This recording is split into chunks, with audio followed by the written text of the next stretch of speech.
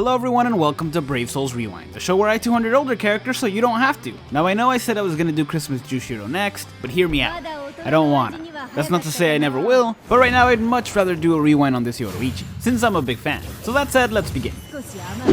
Now I should point out, I do have this character max link slotted, and if I do a rewind on a max link slot character, I will not be using that character's attribute for links, since the point of the rewind is to see whether or not they're worth 200ing, and I feel like that would ruin it.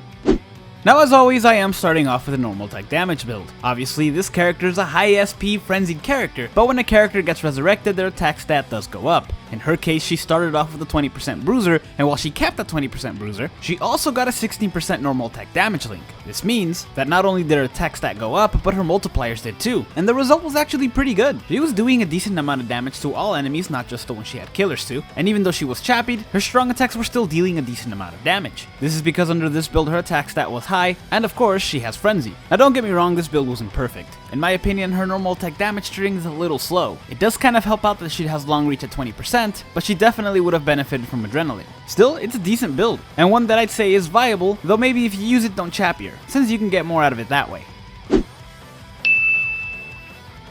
Next up is a strong attack damage / strong attack recharge build. Now anytime there's a character that gets resurrected that has a strong attack damage link, we're all hoping that their other link will be a strong attack recharge link. And the same goes for a character that gets resurrected that has a strong attack recharge link. Of course K-Lab can't do this because that would kind of break everything, so they ended up giving her a normal attack damage link instead. And honestly, I don't mind. Obviously I would have preferred a strong attack recharge link, but this build is more than viable. I mean, it was more than viable before she got resurrected, and after she gets resurrected, she gets Berserker at 20%. So not only do her attacks do more damage because her stats are higher, but they get an extra 20% damage boost too. Now under this build, you will have to use your normal attacks every now and then, but like I said, her other soul trait is a normal attack damage link, so while your normal attacks won't deal as much damage as the last build, they'll still be useful here. I do really wish they would have given her Havoc though. That's not to say her strong attacks have poor range, they actually have pretty good range, it just would have made her better.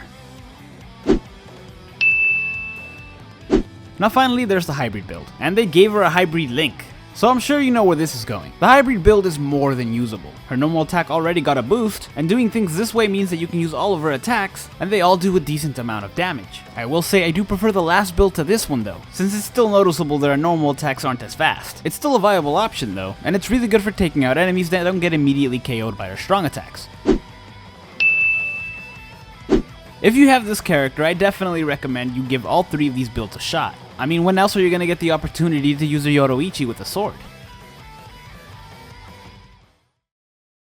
そうか、欲しいのならばくれてやろう。ダークショコラドン。